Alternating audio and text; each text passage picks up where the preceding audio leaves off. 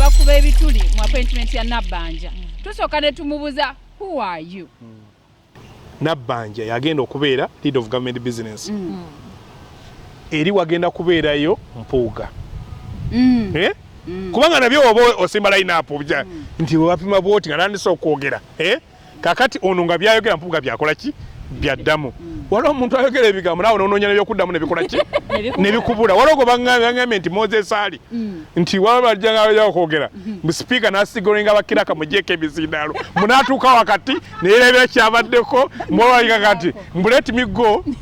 outside and I talk to the what to the minister concerned kati munamukkiriza n'afuluma luyale kati nemufuulira ddala obukulembeze Museveni kakati ono eyabadde mu Seeke aze mu cabinet Kadaga bali mu Seeke bapanga ono Nabbanja taliyo vice president akola ki taliyo nawe twagirambo wabeerawo kono gwa ebyo ebifo ebisooka biina kuba babeereri ne badabula nti akati kino twategeeza okulw'ekibiina kyaffe bwetu bwe twagala okukola ki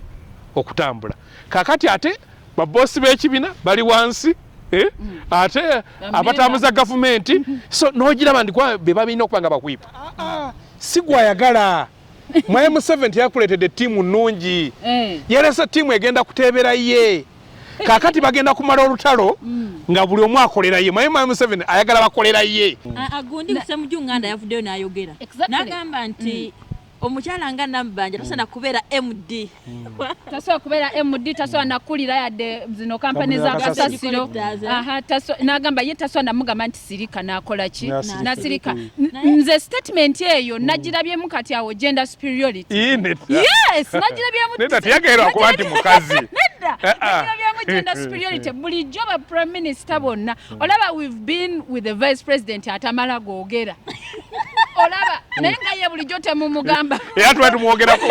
tubaye tumwogerako ate olina bwokalese naye bamuggyeko teri yategedde nti yavuddeko teyayogedde abalala bonna bavuddeyo ne boogera ye tamala googera omuba mwagala ayogere mumulinde mu time ye ng'asanyuse naye gwe sebo because they appointed the woman buli omu n'avaayo ne batandika gamba ne mumala googera nekimwogerako demeanor statements including the Lord Mayor nze he disappointed me. Tubalamusizaako abalabi baffe abalungi abeekumidde kwa Country-Media Uganda olunaku olwaleero nkyaziza abantu ba mirundi ebiri ninako omukyala emmeekete mu byobufuzi n'omwami eŋŋwaŋŋuli mu byobufuzi naye nga tetunagenda wala bannange bannayuganda bannange abantu mwenna twekuume ekirwadde kya covid gyali covid is real covid atta covid atambula kati mbasaba to keeping social distance twambale masks nze ndi wano sitaddeko mask naye bangema n'omwami gwentudde naye wano mugeme ne Joan bamugema kati ffe tuli safe era ebintu ebisinga ebisaanyizo tubikola saanyizo okulaba Joan ku mpeewo za Country-Media Uganda nyabo nange sansenyo okulaba sooka obuuze ku balabi baffe tulyoke tweyongereyo abalabi baffe balungi aba Country-Media sanyise nnyo okubalaba mwebale okuwagira mwebale kwagira programu eno mwebale byonna bye mukolera media house yaffe ndowooza omukyala mulabira ddala kala mugiraba mumanyi waagwa sijja mumwanjula mumweyanjire oba mumulabe ekyo musobola okitegeera mwenga mmwe abalabi baffe ku saidi eno ndowooza era kala zo tuwaze twetegese kyova olaba nti nze ndi mu kimuli saidi eno kala mugiraba ne saidi eno kala mugiraba bw'ogamba nti oli mu kimuli obeera wagundi waki wa mabikke bagitani SDP be bakamuli erina omubaka nedda talina mubaka oba nkirimu bwomu mulimu ne bamabikke mwami Harold buuza kolebe njagala kulamusa bannaffe bwe tuli mu buwambe njagala kulamusa bannayuganda n'okubasaasira mubuze eddakiika buddakiika okumanya wa gy'onaakolera obusibe bwe ennaku 42 kakati Joan baawali beggomba empigi kati Joan mbwa atwesibako mbuye mbwa ajja kubuukanga ne fayini ya mitwalo 20 okusala leo okujja eno kakati salawo ogenda mu mawokota oba osigala naffe abagenda okusigala mu Kampala perspective bbiri ndi essential sebo ba essential tebabaganye kola kale banne bajjwane abalonzi bajjwane yambula ebyobufuzi sigala ndi kale abalonzi bajjwane abemawokota musaleewo gye mugenda okukolera ebuwambe bwamwe nakwana mwezi mu bbiri gyogenda obukolera nze obwange ngenda bukolera wano Kampala ffe batuwadde Kampala Metropolitan Kampala Wakiso Mukono kati awo nsobola okukola ki ffe zero grazing yaffe balina akataka ke bakoze ki naye nga babage bannanga obulwadde bwakaaye ate obulwadde banketege bwa bbeeyi nawulidde abantu abatwa ku kitanda eyo ICU milioni 3 simanyi wabwe omwalamu ennaku 10 milioni 3 ogalina oba oyina kapoloti mwe ziva ate abasajja tebakkiriza baagala waakiri osooka osibeko so mwekuume ngaaga social distance mwambale zi masiki munabe mu ngalo buli dakiika 3 obwo buhaga bwamwe mu bukole ki mu buyimirize bukisikisi bwe mugenda mu epekinga mu bikole ki mu biyimirize tusobole okwekuuma tulabe ennaku ezana mu ebbiri ezinaggwera tubenga tuli balamu otherwise embeera etisa abantu bafa sisuubira mbu kati luli mwabuuzanga ndi wama KAIJA oyinayo gw'omanyi omulwadde kandooza buli omu ayinayo omulwadde gw'amanyi kati olinayo example z'okungalo buli omu ayinayo omufuwe gw'amanyi bw'oba tonnamufuna tomulinda bannayuganda mulina ogwo muze mwagala kusooka kulabako yaayo tolinda oyinza okwerabira ku ggwe nga waya zikuli muki bulago tetwagala okulenga example saagala bulwange bukendeere saagala bwajjwani abantu bwajjwani nga baavu obulwadde obunaabagwako buyinza obbatta naye ate era obulwadde businga muno wammwe kati abantu badduse bagende wammwe anti Kampala yakaaye mbu bagenze emawokota mwe mawokota ebala emmere abasinga bayiseemu buyisi ne bagenda ew'omukulu bangambye mbu wammwe terina ddagala ligema fiwaffe wano weetoolwa nogakale numbeko emukono omulabi waffe omulungi abo be bagenyi baffe ab'olunaku olwaleero ndowooza mbawulidde bulungi naye nga njaga tutandikire ku bifo omukulembeze w'eggwanga be yagabye twogera ku kabineeti olwo nno naye njaga tutandikire mu kibiina kya FDC nga tetunnagenda tandikira mu bakyala Joan we mbayagala abakyala ali ku nsonga z'abakyala Joan ali ku nsonga era abakyala babagomoddeko agafo mbadde ne mamange yagambye mama olugambo terubeere mu kabineti ne mugamba mama gwokyogedde kandi Joan yange nti wogera kundi yakwogeddeko olwo ne Mrs. basanze omukazi bosi ne mukazi nono bosi ate ne bosi wabwe bosi kati bagenda okwegira ogenda okulaba fashion show mukabina ya Mwai Museveni akagato yakajjewa akaviiri kakoze kati bati bonna bamanyi sente ze bafuna naye nze nganze bwogamba nti nno ku kyabakyala waliwo factors nyingi nnyo ze tutunulira KAIJA mbadde njogeramu naawe ne tutunulira factors performance delivery ez'abakyala okiraba naye ate ne tubaawo ne factor ey'okugamba flag ey'abakyala this time tugirabanga eri widely cast okitegeera nti wetubanga this time tulina omukyala vice president omukyala prime minister n'abakyala balala bonna mu health deputy minister of education first deputy prime minister mukyala very highly skilled abadde mu parliament as a speaker okitegeera for years olabira ddala nti nno abakyala bano we bataba selfish really nga bategeeza kintu mukyala kyekitegeeza me now as a woman activist okiraba bwe ntandika ekitunulira mu perspective eyo I give a tick nengamba yes this time abakyala nabo bajje ku front katulabe flag yaffe we raising nga tulina abakyala bannaffe abagitukwatidde do we have value addition appointment z'abano zigenda tuwako value addition as an ordinary woman asigadde eno okiraba abakyala bano banavaayo singa banasigala bokka ne basigalayo mu frames zaabwe bonga bo ne benjoyinga SC zaabwe gundi zaabwe kijja kubanga kitukoze bubi kijja tumalamu amaanyi nasanyukidde nnyo omukyala Edith Nakalema okuvaayo mu SC n'entebe ezeetolola waggulu nakkako wansi mu taxi park n'ategeera abantu engeri gye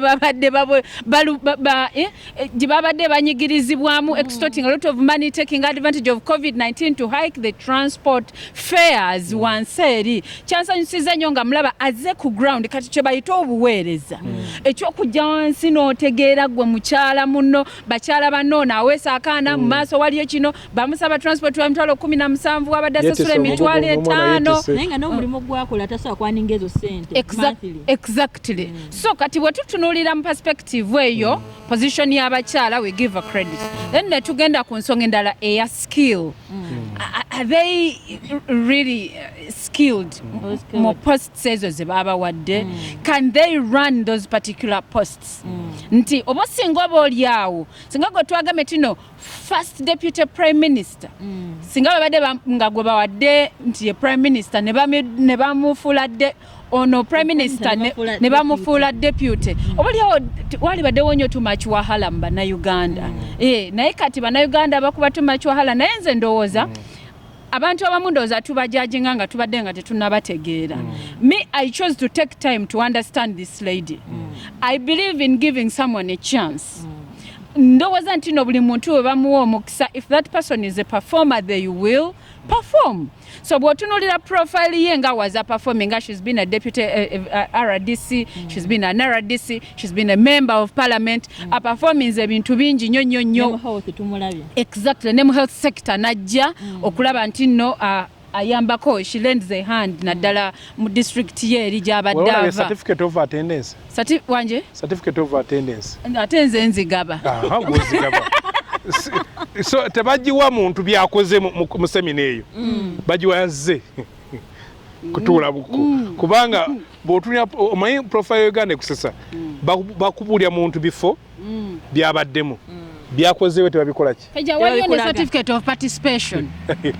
okiza nti jeriyo bateriyo agigwana batagigwana ali mu attendance agigwana batagigwana ali mu attendance okwesanga nti no agigwana so ebifo ebirala byonna byonna ebisigadde simanyi oba your question is particular on these women oba generally no ekibuuzo kyange kiri nti twagala tulabe President Museveni yalonze abakyala mu bifo ebinene era ebya waggulu naye ate ngambye zitambula mu bantu baga nti abakyala bano moso prime minister nti tajja kusobola kifo ekyo mwami KAIJA ngambye tukyandikire ku bakyala mwami KAIJA lwaki nga tutandikire ku bakyala andi namwe wano muli majority gadde ensonga yamwe tusobadde nsoma omuntu nga oli nakola reference nagamba nti no abaagala nabalina nnyo phrase egamba nti no love me for who I am njagalanga bwendi but the question is who are you can you even yourself define yourself nawe sokweyagala nedda ayagamba can you love yourself nawe walogolanga naye yete nagamba musajja yanjagadde yesibiddeko bomu kakati bwe tudde emabega ne tutunuulira bannayuganda abakuba ebituli mu appointment ya Nabbanja tusooka ne tumubuza who are you obuuza mukyala Nabbanja Oh, the one questioning. On criticizing the critics. Osooka n'omubuuza who are you? Kati especially noise esinze nnyo kubeera ku social media.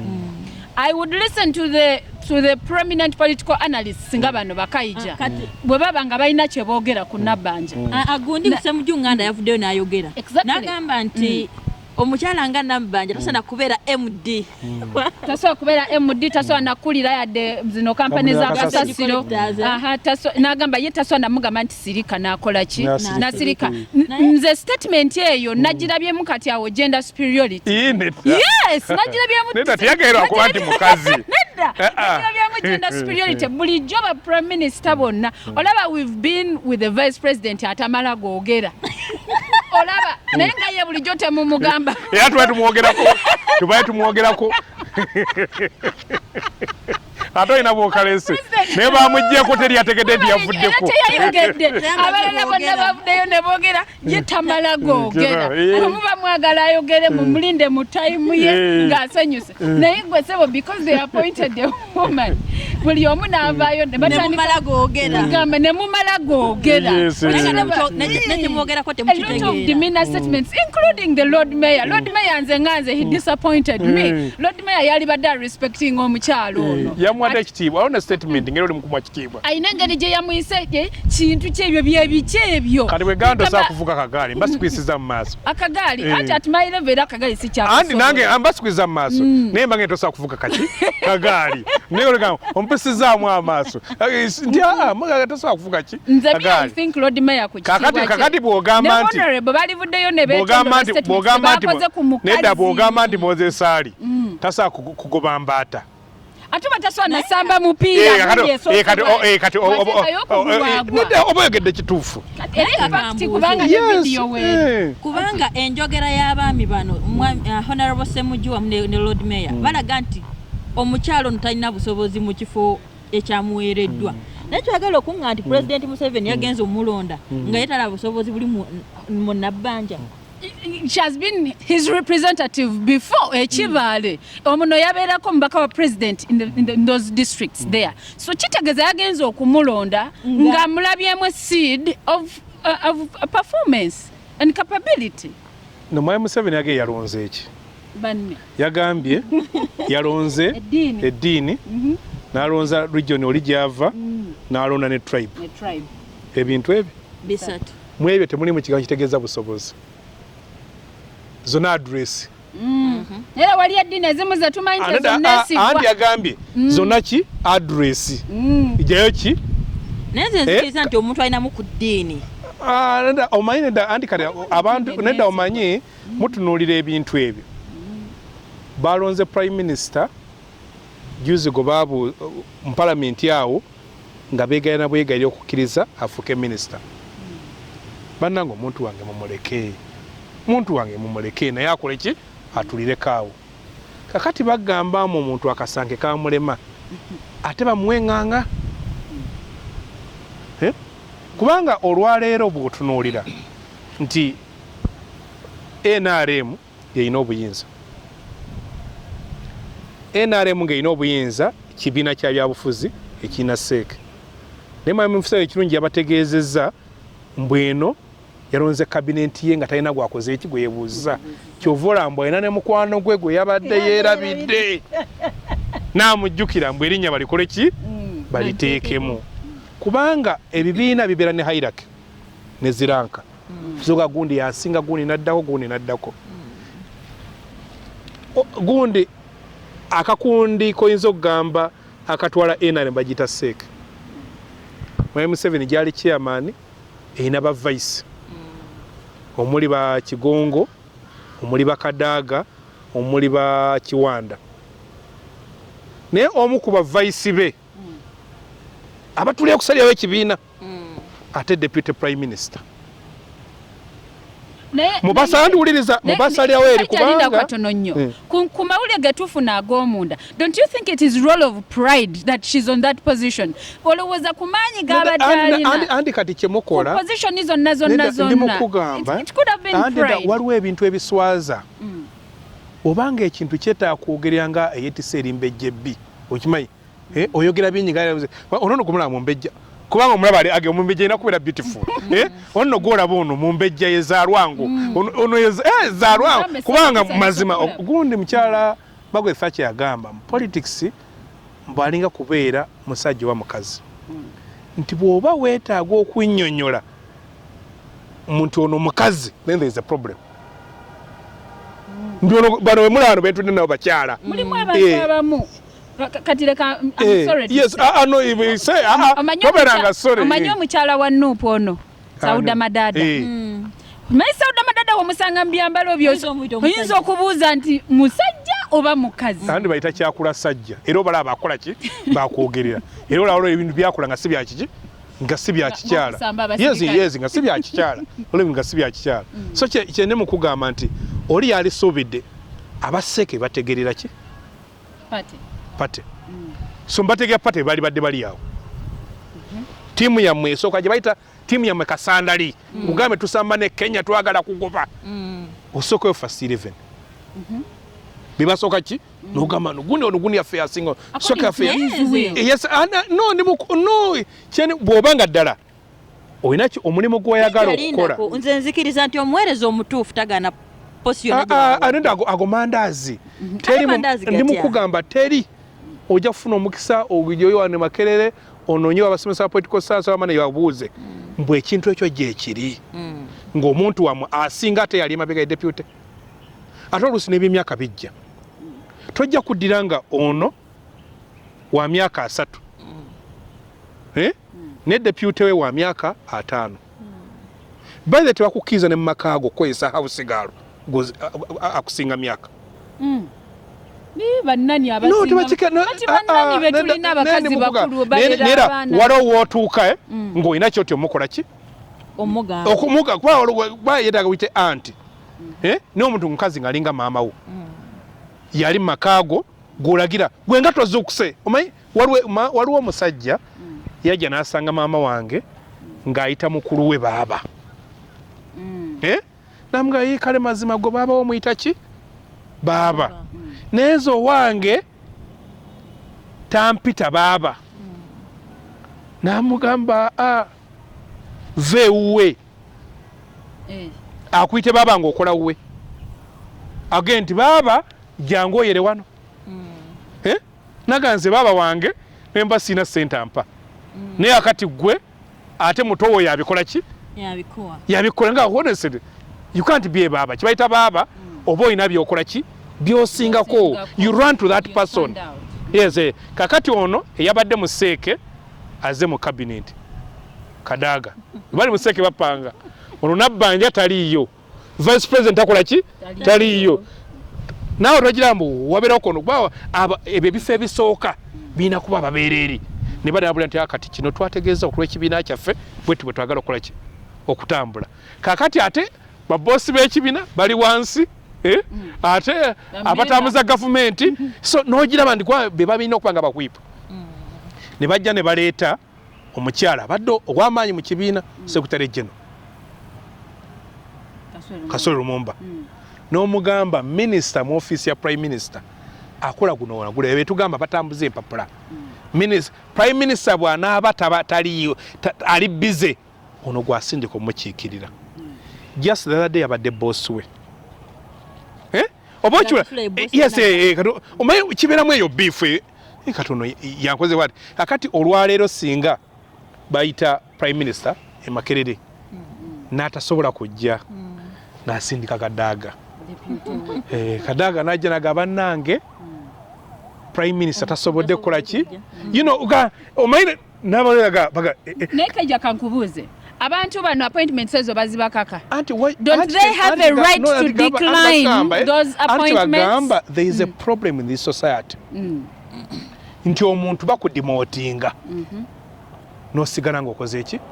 ng'otudde n'olaba oli n'abeera mu kifo aba ne bajja nga bamuyitako olaba management batugamba nti omukozi bwe oba tosobola mu promotinga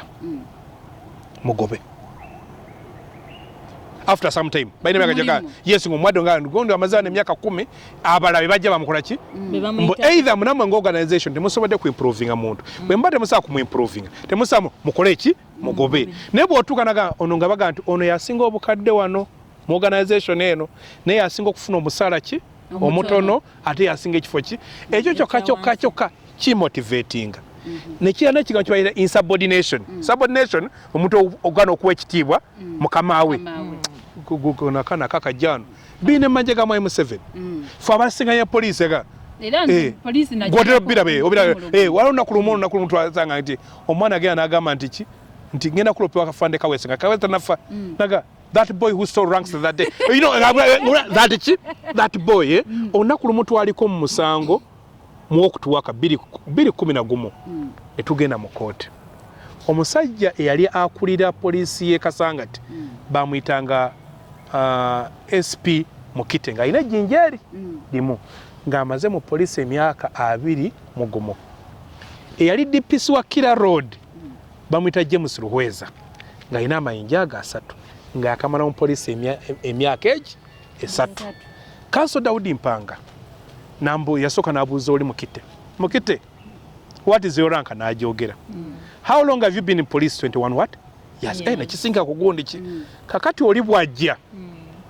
namubuuza James Ruhweza what is your rank I am the DPC of what Kira Road Ntwala police park eno yonna nti omaze mu bbanga ki mu poliisi emyaka 3 training wagimalako emyezi 18 nga Rio Work amazeemu emyezi 12 kakati nga boss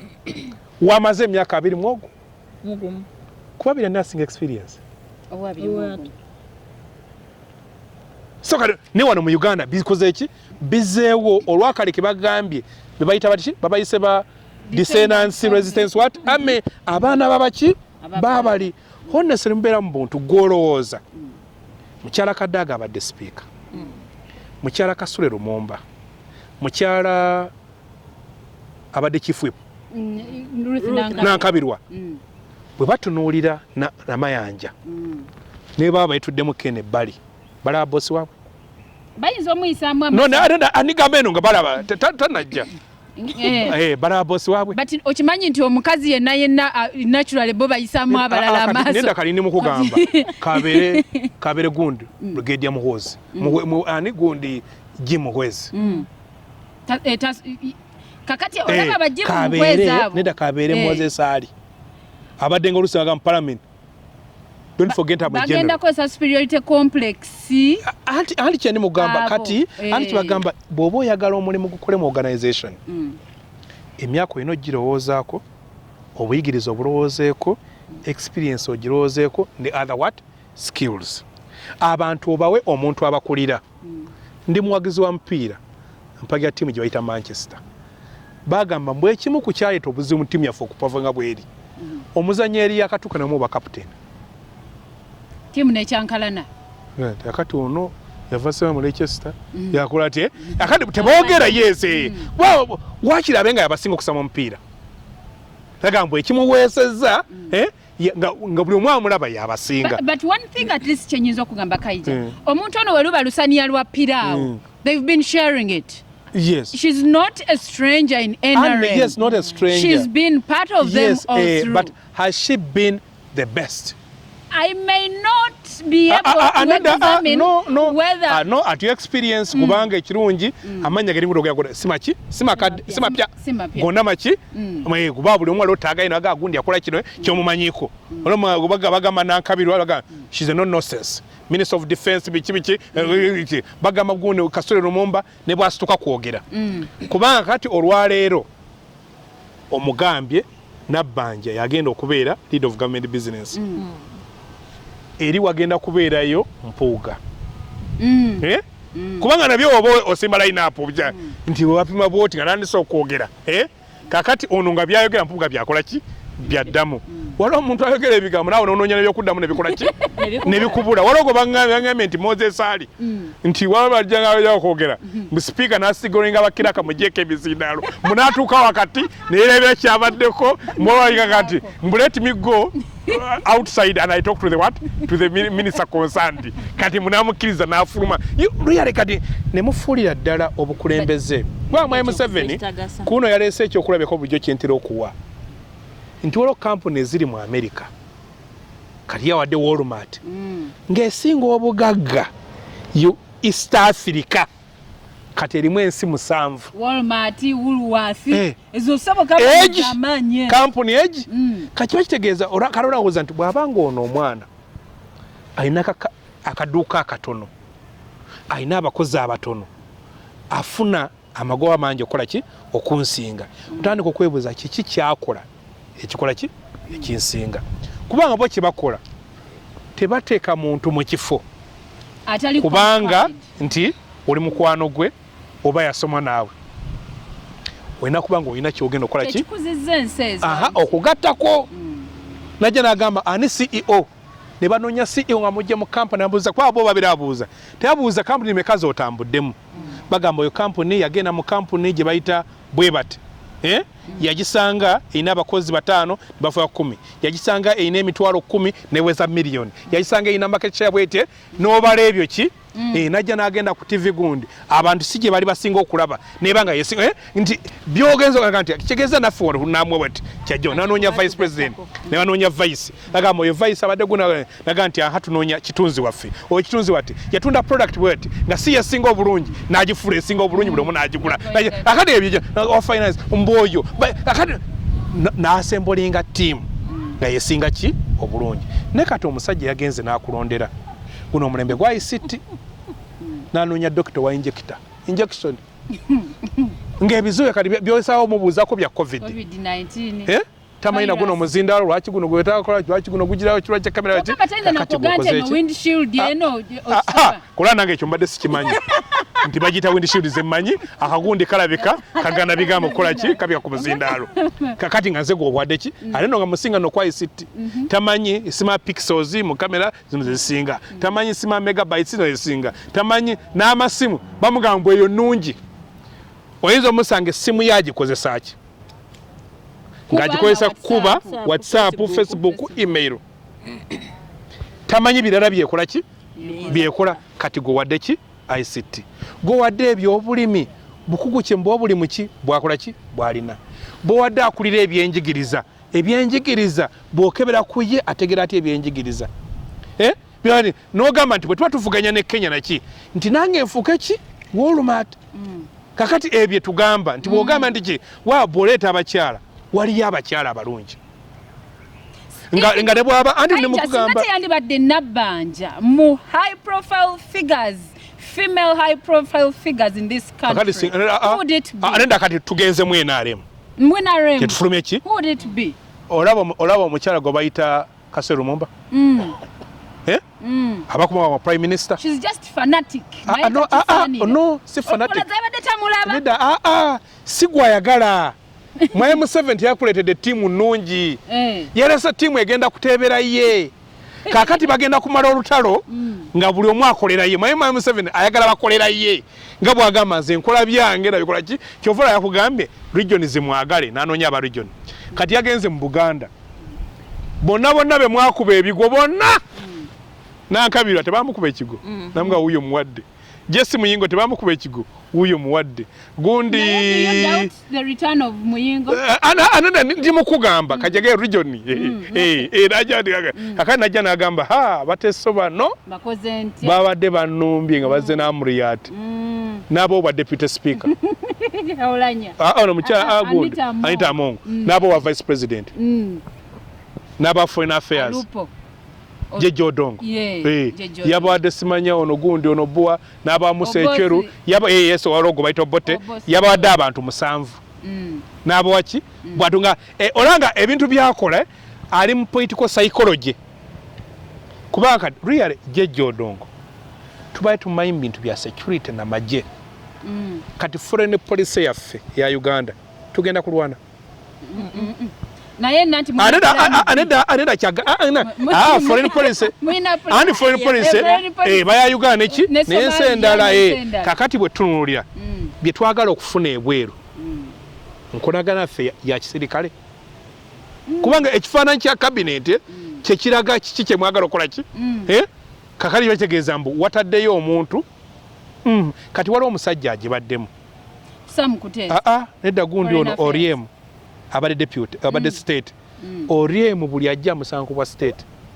Oriem buli ajja naye yakola ki anti kati ate bakugamba mbwate mwe emirimu gyennyini mbu yagikola Oriem kakati lwaki tomusiru kakati baba takumwelevating mukyusa omutwala awalala naye ye buli abajja kati nabeera nga tayirowoozako n'olunaku lw'olumu ngenda kubeera minisita ye abeera ki kyetuli mugamba nti tebakoze ebintu kuba nakugamba ekintu kimu kyeyagamba kazibwe nti abakyata baleese nti kubanga nedda ekimu nekya nti abakyala mubeera submissive mujjamu waki nedda mbeera submissive manga kyemwagala mukifunye kubanga jabbibawa makeup ajjamu bawa ebyokwambala jabbiwa n'ebiki n'abateekaawo n'amamu ne majority kubanga ebadde constituency ye okuva edda ye mbw abakyala ki bawagira Museveni baba abakyala bammwe bawadde ekyokubiri ambition z'abakyala tezitera kushootinga ki wala ndi mukugamba ndi mukugamba ngambye abakyala tebatera sigeyo they don't era ebigambo byange mbikeereza ngambye tebatera kubeera ki abakyala tebatyana kwagala kulivula bakama baabo Are you talking about the the word women betrayal? in leadership? Yes, betrayal ndo omukyala ali mu skiminga. Scheme zibera mbasajja. Yabakoze eki kati? Owekitiibwa si yabakoze eki? Teyatu skimming andi ye yafulumye. Andi ye yafulumye. Is that not betrayal? Yes, and scheming against. Okay. Scheming against. Ndo omukyala bwakupangira mbakuje era bagati mukyala yanumula okukola sajja. Era batya kuya unique ndo omukazi omulaba si mwangu. Kulwagira abba basajja babanne. Ono musajja gwe bakuba katayimbo yali ani ow'amagye? Nedda bademe kulimba. Dwarusi yamutta. Dwarusi yamutta. Abamutta Dwarusi yamutta. Kubanga mukazi we yagamba bawe gwamanyi. Teri mukazi ayinza mukuba. Mukwano gwe Meja Jeno Kahindo Tafire. Ne mukodomiwe Meja Jeno Mugisha Muntu batuukawo. Tafiraga kubanga mbwe kooti yali yesise. Umwe wakusikanisa wed wano wabera wambuse ngirwase nagamba omukazi mbu yamusise n'omukono gumu ng'omulaba gukuba nagateri mukazi ayisa kwaki kade bamanya nti waliwo abakikoze kakano namuleka ku sini yabakola ki yaba yetika obuzibu so kakati goloza alupo okimanyi nti nno ne Bible revealing omukazi nti asobola skimming against anada abakazi ani yasalako enviriza anada ng'ayina bakikolera basobola bwambega era baga teri mbega li effective nga mukyala kuba byonna ebyetagisa bikozesa but mu bwambega era osobola skimming mukulira investigation and skimming against those two complement each other katogenda ku kyewuunya omukyala vice president yasembayo okubeera wa Uganda w'amaanyi yali mukyala ani kazibu Specials akazibu yali vice president nga leader of government business mu parliament nga minister agriculture bwe yabumujjaako gwe yabuwa bibiri nabyo mujjako yali mukyala anti nga amanyi nti bw'omu okuba leader of government business ba minister bonna yaba abafuga nga yalage buli omwana mulaba kolaki bw'omwana e ministry maybe ayina skill gye yali alaki n'amujjako n'aleeta omulala era n'atabikola ki kakati yatuuse n'akimanyira Bukenya yajja newaddirawo n'aniki Katonda abaddeko ebyo takibawadde nga babeera vice president kusoma birango bya mukulu yafiiriddwa egindi yamusindise ki kakati golooza kakati olwaleero bagenda kugamba alupo w'amaanyi kati agenda kubaako byamu okukola kubanga amanyi alupo mu birowoozo bye kati buno bwe bwa president bwe naye nti kati KAIJA labayo today you submit to FDC as the party. Yes. You profess FDC. Yes. You love FDC. Yes. You love power. You love... I don't love them. I support the team. You support the team. Olwaleero singa baba n'ekyamu kye bakoze KAIJA ne bakuyita to defend them. Toyinza ba defending. No, I give the defense of the party. Exactly. Ikuwa mba defending image no siga n'akazi kasero mu bakyabadde akola nono nankabirwa nga bamugamba Museveni ajjudde ebisooto n'abagamba nedda banyabo oyo Federal pay. Ani akubanga kati chief whip bw'otakikola gwenyini nyini oba weeridde mu ki kuba buvunanyizibwa bwo Secretary General Party kyekimu ne bano banisimanya alupo wana submitting ewa mukamawe ni mukugamba mugenda kusanga alupo ajja nawo ne speech ezize mugenda kusanga nga alupo andi lwaki ajja kumala gogera agenda bomu kubanga nga amanyi ne bwana abakyamula temugenda kulooza mbu alupo agenda kwesimba kwa president gundi abakubikola sekandi teyali mazeeko myaka gyakoze eki sekandi yasoma mukama we n'amutegeera waliwo ekitabo kyayita the prince ya Machiavelli kigamba never appear to be competing with your boss, never appear, and if you do you have no job. Kiba kitegeeza bwakuleka abawedde kakati walaba oli bwe yatandika mahogany n'atuulanga ye naye nedda mbu n'akolayo project mbu bayita what rice Highland rice mbu kati mbu aleese ngamba okagawaza abantu kati mbu yagiraga bwati n'amugya bwati n'atuuka kati mbu olunaku lumu n'akolayo ne meeting ekewuwe mbu n'ayita abasirikale Abaganda n'amugamba mbu watandika ddi okwogera n'abasirikale bange Vice President ayogerera abaki abasirikale kakayo takkirizwa kali yase kandi musajja ato badde oyita wali ewuwe wona abasirikale balinga babiri neruli barabajjawo twali tuyimiridde owa boda nga boda taxi mukubi owa boda najja n'atuyitako tamala googera yes byamukwatako kakati yeki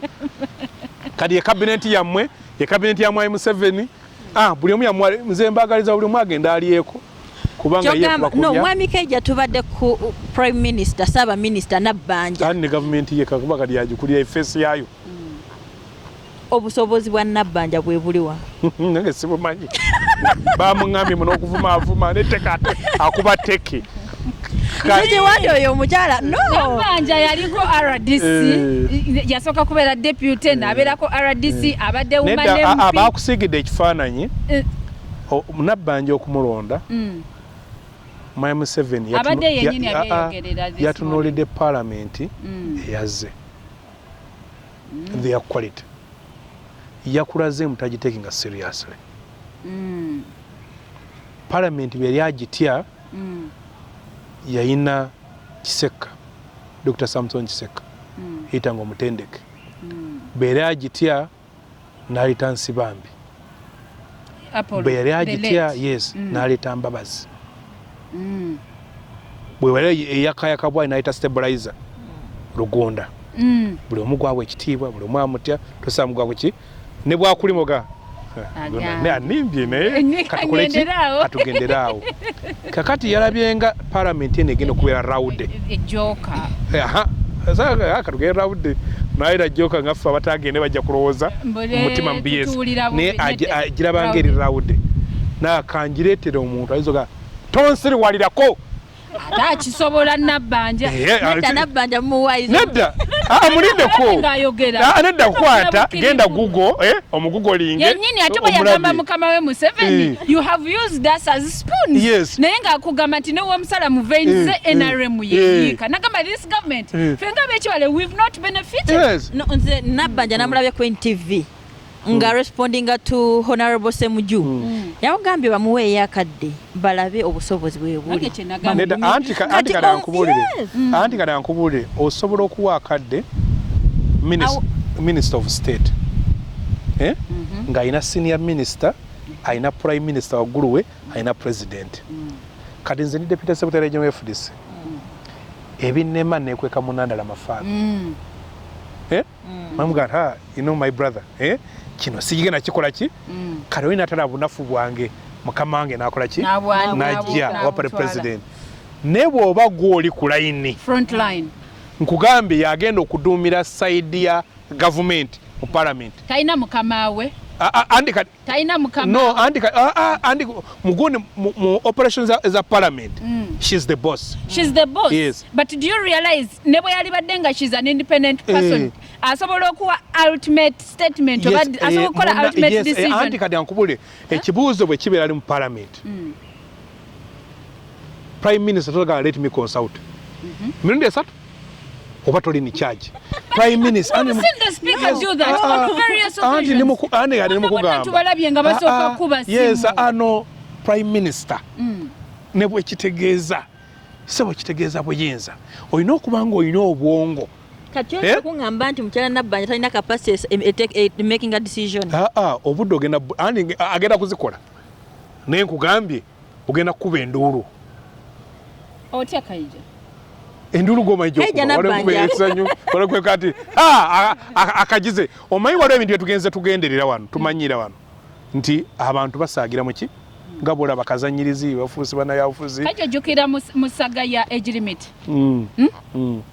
omuntu fenafena gwe tubadde tuyayana ne tugamba nti no ye yali badde saba minister Rebecca Kadaga oba oliawo if she had not declined naye okimanyi nti no yatuuka ekiseera simanyi ka picture ko bakalikinga kati ngo mukulu alijja ali ku mmeeza nono ali waneeno alina waali okiraba nga everything is going on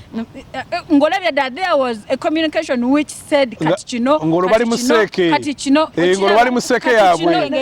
okiraba ngolo bali museke kati nange kyenkubuuziza kino Nabbanja cannot stand on her backbone taina mukama we era Joan kyegambye nti wano mu Uganda tuli mu buwambe era onsanyusa tulina CEO nanyini ki kampuni bonna go bakolera era ojjukira nga yakukyusa ku bakozi be ng'omukozi omwe ayagala kugaanira mu kifo kubayita kadaaga ngaasaa kummanyiira eno kampuni siiyo fera tugiinamu omukono siiyo yange nze agaba ebifo najja n'ayambala essuuti gyesankumayi Museveni ng'ayambadde oba yagigula miliyoni mmeka oba bagimupimirako najja n'akola ki najja nga ebiyale ng'anyumye ng'akyajjidde mu ki nakuma kaluka n'avaawo nga musanyufu naga ndi musanufu ino namukola ki mu lusoga n'ateekako ki ndi musanufu ino n'ateekawo omusajja we namukola olwakagambani sidi kakati bwe yagize bw'ati ekubagamba omanyi waliwo ebintu ebiza nti natudde wansi nzekka kyonna ekyo kigambo si kitono lwakuba abali mu mawulire ebigambo Museveni yakoze mwabisekere nti abitutenga kikulu naye omuntu obagamba nga agenda kukola ttiimu ey'eggwanga n'agamba natudde ki n'atuuka n'agamba kyekyo lwaki neerabire ne mukwano gwange omuntu gwakuleetera antiwuliriza omuntu gwe yeerabidde nga bwemubuuza wano e Kampala naffe ababeera n'emisango nga tetumuwuliranga nako nga yaze okufuuka Minister wa Justice and Constitutional Affairs wano waliwo balooya bwe tumanyi ba constitutional lawyers bomanyi abamire bwaga nti gundi gwaleese kubanga omanyi cabinet erina okukola amawulire agali positive ng'ogifulumiza abasumika ani gwaleese nga miso ani gwaleese wa trade olaba osiriseemu nange simujjukira nange simujjukira ani gwe balese wa trade naawe okoze alaba bajjukira Ameria naye eyaze mu ky'Ameria tomukola ki tomujjukira yese kakati bwe kuba yali badde ndagamba nti aba trade kati foreign affairs waki baliga nti waliwo omusajja abadde PS oba abadde ambassador okumala emyaka ki bwe kiti naye bakutte omuntu abadde amekomanda yese abadde amekomanda abadde gwe bafudde ki gwafuda kakati ekyo kikulaga mbu yeerabidde bwe yajjukiraga walobeki wange John kamuteeke wano waka kyova alanisa okwewozaako omanyi mbu ne Yesu nombadde gamba nti mwayi Museveni naye bwe yalabye nga ebintu byakwogerera ng'atambuza erimba ejjebbi n'agamba mbu alinga Yesu naye Yesu ffe bakola mu religious studies balatuga mission ye bantu kibeere ajjiridde era ajjiridde abantu abawansi buli omu batafaako Yesu teyajja nga gavana yajja kutambuza ki message nga yagitambuza mu ngeri ennyangu mwaye Museveni ali mu governance muziri companies yayogeddeko nga ziri result oriented results n'otubulya mwezi gundi ndi ebbula ly'emirimu baani abagenda tukolera ku mirimu tulina ebbanja mugenda dikola mutya ebyobulamu byaffe bigenda kubeera bitya akyenge wagenza okulaba abamuyambako ye Muhanga n'anifa Kawooya oyo naye agenda kujja bwati akuba ekigambo bwati oba kiwemudde nga yagembwa ekyo kyakoze eki Kawooya si oyo gwe bagoba eri nga anoonya akalulu n'abagamba nja kubeerawo lwampa yese oyo oyo ali awo muzibu nnyo mukyala Muhanga yatunda embuzi n'akola ki n'agula gundi n'agula UBC yatunda mbuzi ze David Bahati oyo abadde mukugu mukola ki mukufunya Uganda amabanja oyo abadde mukugenda olwalaka mu parliament ngamba tugenda kukola ki tugenda kwewolera nga nta twewoze ki twewoze ssente mwami KAIJA ne mukulya amabanja mulimu obukugu abadde mukugu era bulwalija tugewoze simayitirivu yebbanja litulimu eryo bano omwana ali mu lubuto leero bambanja 1.5 million ne yafudde olwaleero babeera basiraamu singa twali musira basiraamu bannange temumuzika asooka asasule ki ebbanja tayitulekera ni tetukikoze eki tukikoze so be bantu bakoze eki yo business government ye gyakoze eki so kati alonze yiye alonze mukolere age yalonze mikwano gye njagala tusimbawo nyini essira president okuvayo n'agamba nti yalonze mikwano gye oba yatudde yekka ng'omuntu n'alonda cabinet egenda okkulira oba ekkulira eggwanga eddamba Joan kitegeeza ki ku ggwanga nga Uganda? No, ekikulu kati ku ggwanga nga Uganda fena President Museveni tuamala dda kigambo kye kiri appropriate is a naked dictator. He has become so tyrannical at broad daylight. Edagamba nakyemala yatambula obute siwekya neobula njagala okulaba wa Museveni ng'atambula bute ate ompaddaako nakyemala yatambula obute. So kakati wesanga nti no bw'otuuka ku eyo level a broad daylight tyrannical leader oba tokyalina shame even when you have a sake it's a puppet sake. Nti okutuula obwemu yes constitution emuwa obuyinza as a president okutuula wansi na scrutinizing abantu banaddukanya nabo omukulu kye yayise vision ye gy'alina ku ggwanga.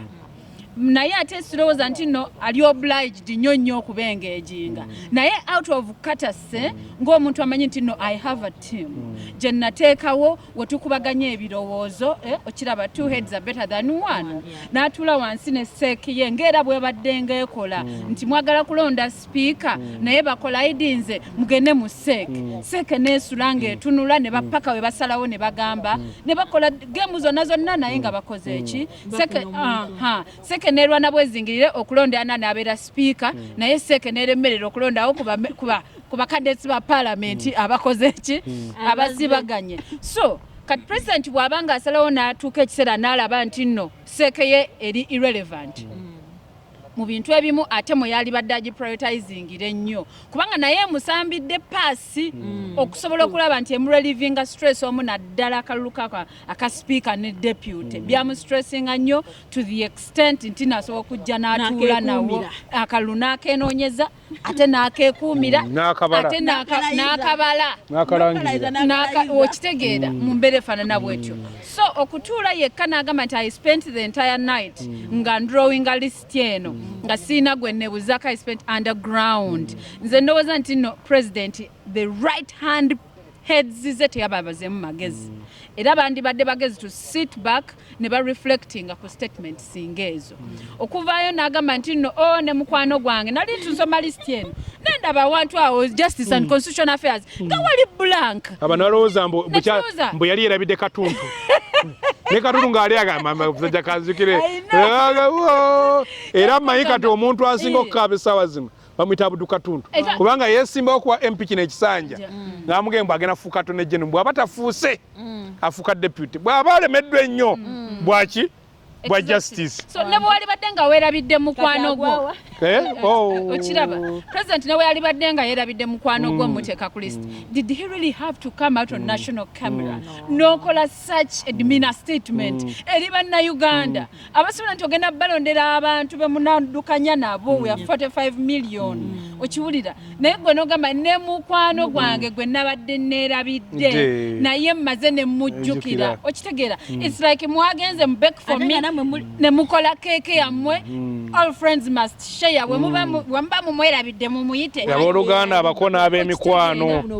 So you know I think such naked dictatorship must be ousted according to me. Museveni eringa gonde ebintu ebiringa kutegekateeka mbaga era nti abantu boyita kuwerekera ogenda kukima mukyala onoonya mikwano gyo oba obbiibo n'ofuna aba n'akuweesa ekitiibwa kakati Museveni abamuweesa ekitiibwa ndozaaliro senga basebuggwawo bakumuweesa kitiibwa naye akati wano abooluganda bako naye emikwano bannange kati ng'omwogezi banne nayiseeko wano jjajja wuuno n'asituka ono muganda wange ono baaba wange ono mukwano gw'omugole kakati abo yakoze eki kyekintu kyabwe bwatyo bwalwaninga eggwanga kubanga abamanyi muli ku mpingu oluyale nga muli mu seeke ne mutawuliza yininga Mami KAIJA kubanga omulimu gwabwe ki to play that role. Ne bwabanga role esinga obukulu. Abalazenti they don't matter. Kakati ne mujja kugidefendinga. But at the end of the day, why they can't resign Kaija? Yokuba at the end of the day akagati tukanye. Anti nenda wane Makerere waliwo. Ekonoma wetu today. Waliwo political party wane Makerere bagita Mugati party. Bali abaana balina association yaabwe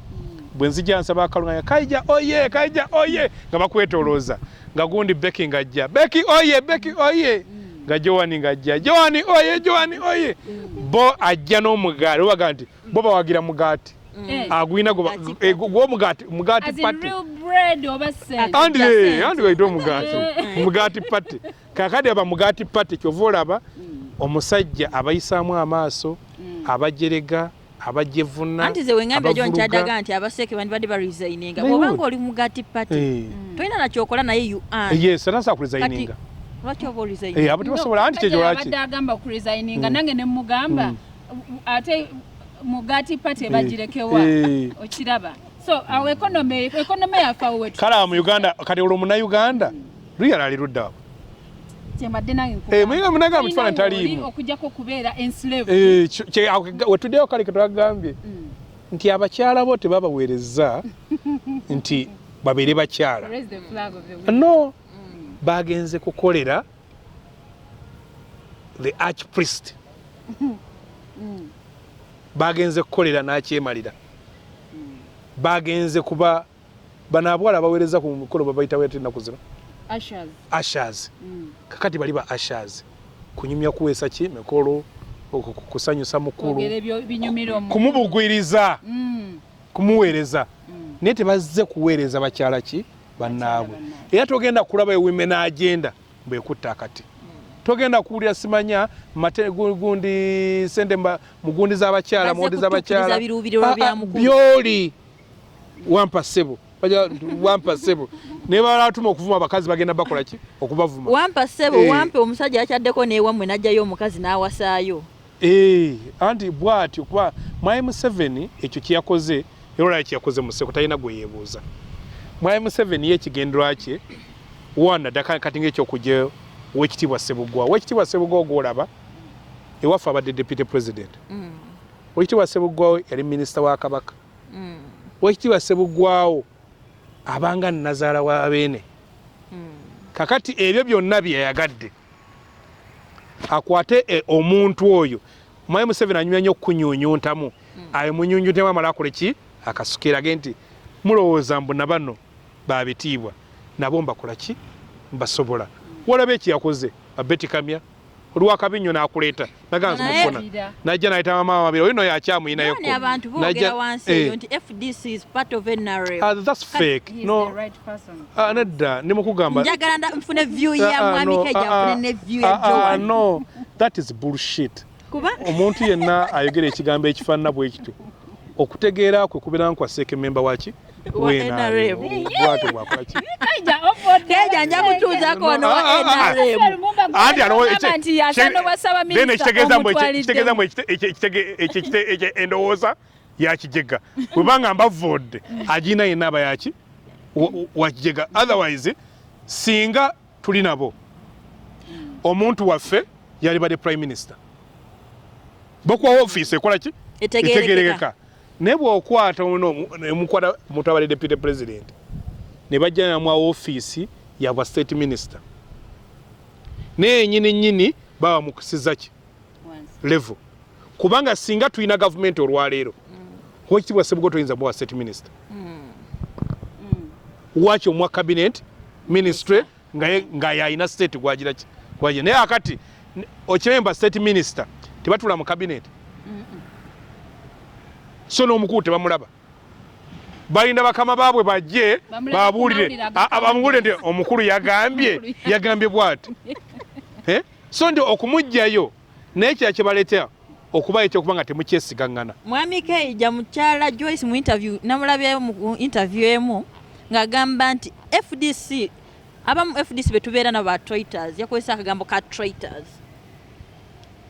bali bankwe kati ye kiyakoze ki kyekyamuvindiko kugaa nti kafuka kiyakoze ki kubanga neda kubanga kati ye alinga muzalisa oba muzadde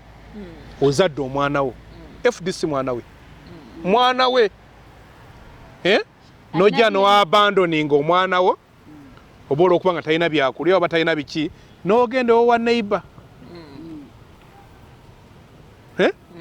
teri kibi kisinga ng'ekyo ekyo kye kibi ekisinga okwabandoninga abantu bo okwabandoninga cause ffe tulowooza mbu cause yagireseewo yatukolera bingi nnyo okuzimba kino ekibiina bingi nnyo sente ze obudde bwe influence crowd ye n'agituwa ne tugikozesa ng'era lwaba joininga ekibiina n'olaba ow'ekitiibwa gyayi nange kankole ki kanneegateewo kakati abantu abo bagamba ki era obalese era kigamba nti era omanyi Dr. Besigye yatugamba muno olutalo waliwo abakoowa kakati mu bakoowa y'omu ku bo naye lwakuba gye yakooyedde yagenze omusajja nga ye abakazi abakozesa bw'asuula twalina omusajja waffe nga azze okuwasa omukazi owa 3 mu 5 bwe twali mu kyaki natugamba muzeeyi Kasasa agenda kuwasa omukubiriza abakristaayo buli omu yafuluma kyaki n'agamba ono y'anaatuulawo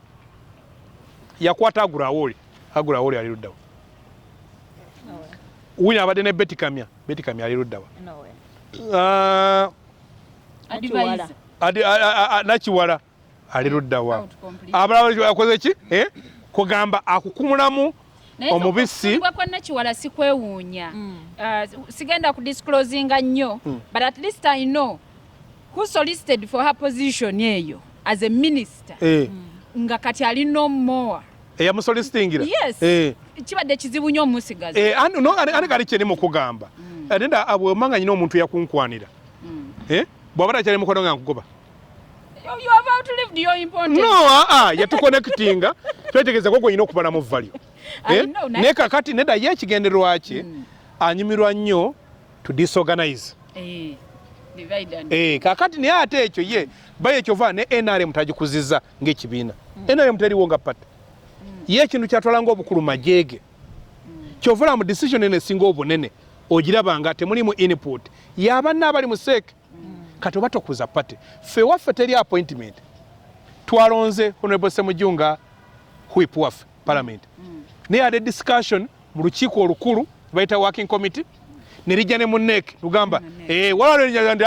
oyite tumwagala ono gwe tukola ki ne mumu owning kane bwakola ensobi tugamba ffenna eno ensobi yaffe kakati bano be yaleese bano bakkiriza n'okubakuba kubanga tebabateekamu ki kakano nekyayagala ebibiina bireme kubeera strong obikulamu abantu kanale n'abaana n'abalekayo nga bakola nga bambega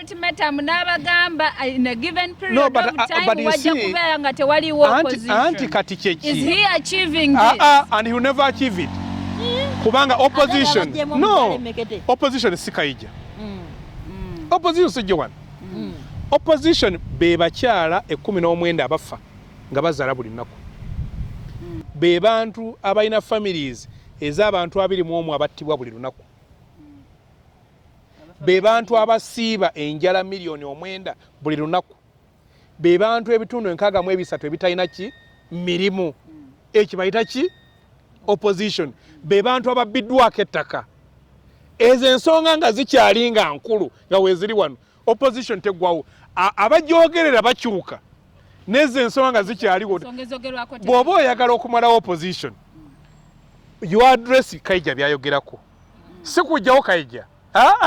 nze bwonzijawo omulala ajja kujja atuule wano ate oluusi abyogera n'okunsinga so kati gw'ovaawo kyege yo struggle nesigala kati struggle ya Castro Cuba baamala mu mutale emyaka 100 years nga balwana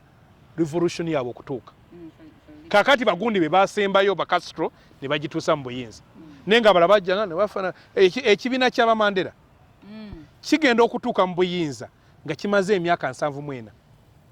kiba kitegeeza president wakyo yasooka yafa naddako naafa kati abalala bakola ki be baatuuka naye nga lwaki bano baafa naye bano olwokuba nti bamanya nga kyebagoba ne basigala nga bagenda mu maaso so kati kyali mu kukola kigenda kuleeta buleetezi ggwanga ki buzibu nti bwagezaako n'avaako tewajja kubaawo gurupu zeetengeredde zimu bantu bagundiivu basobola kutambuza ggwanga mu maaso. Omuntu ayagala eggwanga eribeere n'emirembe olwana okulaba nti singa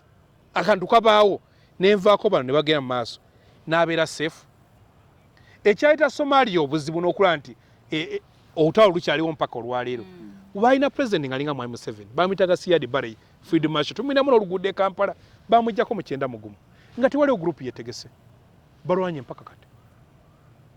Do we have a group ready to run this country? No, kyovola tubadde nga tugezaako gizimba naye kati olaba buli bwogizimba agezaako gidisi. But why do you render yourselves for no, human beings are human. Bantu era balina ebyetooga byabwe ki waliwo gwe nadde ngamba nadenoza nadde ku platform emu I think yesterday nga nti ekibi nti ffe betwogerera batusiimisa ngalo abogerera Mwai Museveni abasasula ki cash bw'oba nze waliwo byenfiirwa okubeera mu opposition sijja kuba na nyumba nnungi. Does that justify his statement of turning Uganda into a cash economy? No, ekifo ekyo nakyo kajja kikugambe neetaaga ennyumba banyina abaana beetaaga okusoma balina ebiwetaavu kati bw'otanoonya bweweeyiya kola ki katulina abaana bangi ng'abagobye mu mayumba kati womusanga wamme ng'ate bambi talina wagenda kujja ssente kati Mwai Museveni alina gurupu egenda enoonya abantu abo kati n'omusanga omwana we mulwadde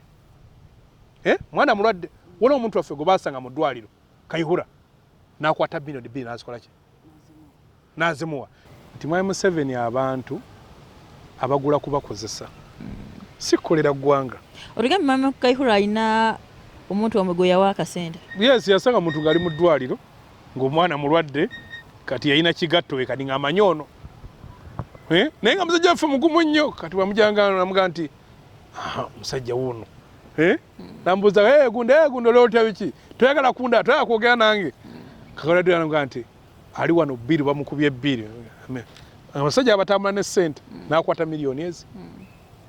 kakati onogamba azigove azikola ati nga neza bbiri tazikola ki tazina so nti waliwo challenge egibadde gamba nti mu nsi endala n'abanyanda baali baddayo e Rwanda abanyarwanda abaali bawagira struggle eyo bagisonderanga ssente ne bayamba ku bali abagenzi okukola ki okulwana neffe apparently abawagizi abaffe basabi tubasabira tubasabira kakani bagaba buli omu abeere mugumu oluusi nosanga olina omuganda wo nomugaba esoko onyambeko ku mwana ono soko nkole bwoti kati bw'osanga omuntu nga talina oluusi bantu bamukwasizaako kubanga ekisooka bizinesi tebajazikiriza kubeerawo tebajja kukiriza kufuna mulimu teri kampani ng'eyagala mazima okukola eyinza kuwa KAIJA mulimu kwajaga wadde KAIJA omulimu ekitegeeza mikwano gyange gyonna gye nayina nga ndi mukalu ne sponsor wange yali sponsoringa program bonna kuba obaleetedde ki kaakati oli enemy n'otamayambu yabikuteekamu kaakati ate najja nga yazze okukununula bakebera akawunti zo balaba ssente meka z'olina bakebera abaana bwe gye basoma bayo batakubanja bakebera abakubanja ne babateekamu jjiya waliwo munnaffe bamuyita Ozo yali Franka Kajiji gyali n'amubba akalulu ekisanja ekyasooka n'amubba akalulu ekisanja ekyokubiri kati musanja ekyokusatu abaamututte ne batemamu ki constituency Kajiji n'abeera eri 2016 ku lunaku lw'okulonda ne basazamu akalulu wano akoono akoozo kati Franka mbw amala eri asobole okujja eno okumenga sure mbwe yatawangula ne bakalonda akalulu kakamaze okuyitawo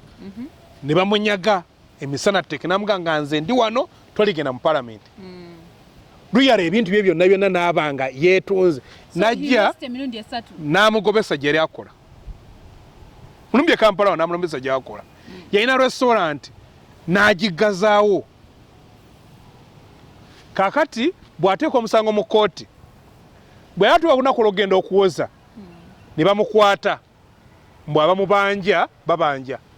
kati nga mu kooti taliiyo ali mukomera ku musango omulala ne bakola judgment ne bamusaako ebbanja ki kanaabeera ssaaka bwati kakati abala bamugamba nti omanyi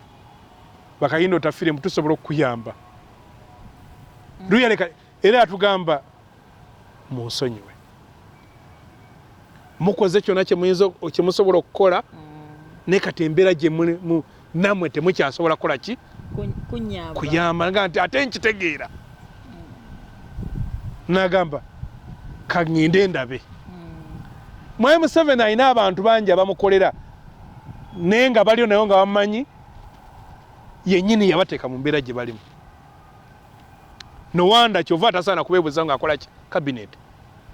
Joani nga tumaliriza okubajjamu omuntu opposition omukyalo omunene bw'atyo kiraga kifaananyi kyeri side ya opposition oba ddibu kiri abakubyemu mmwe ng'aba opposition nze ndowooza opposition bagikubyemu eddibu ddene kubanga ne opposition naffe twagala okubeerako n'abakyala baggumivu abakyala bagundiivu nti bwe tubeera side eri bakajja abo ne basituka ne boogera ne tugamba abasajja aboogezi boogedde kati abakyala bagamba ki ate bwe tudde eno tulabe ne ku bakyala nga nabo bakoze ki naye gwe oli bw'anaaba nga yina cream de la cream atwala eri bakadaga bali eri kasweru mumba bali eri sinankabira bali eri nono naye kati agenze eri okiraba nti no cream de la cream yenayina bwabanga agenze eri so mu position yeno liba dibu dene nnyo nevertheless nze ndowooza nti no bwabanga neja agenze asobola playing your role eyoku lending a hand to a fellow woman I just wish her well Kaija sibula abalabe fe abalungi abatola njagala kusibula abalabi phase yetuusemu ya struggle ffe tugita the final phase naye abazungu bagamba ti obudde businga kukwata nga bukya ayino bagamba there is light at the end of the tunnel tiwakwata ne watuuka ne wakola ki wasinga obuzibu nti weetaaga obumalirivu bungi abaganda bagamba obwato bufa ki magoba waliwo omusajja Dr. Bese yamutunyumiza nga bamuyitanga kikonyogo kanoonya nga kikonyogo oyo bali naye mu nsiko naye toba naye emyaka 5 kiba ginatera okuggwako n'asaana yegatta ku gavumenti wayitayo emyezi mitono bane bakwata ki gavumenti yeetuga kuba kiri alowooza mbwagenze mu kwesiima kwamwe ennyonyi nejjawo baalinga bannange namwe mbeere nga kikonyogo kanoonya namwe muveeyo mufune ebiki ebirungi mulabe okubonaabona ne bambi abaali awo tannabinyumirwa bano ne batuuka naga kati nkyalina mugaso ki yeetuga n'aziikibwa kikonyogo kanoonya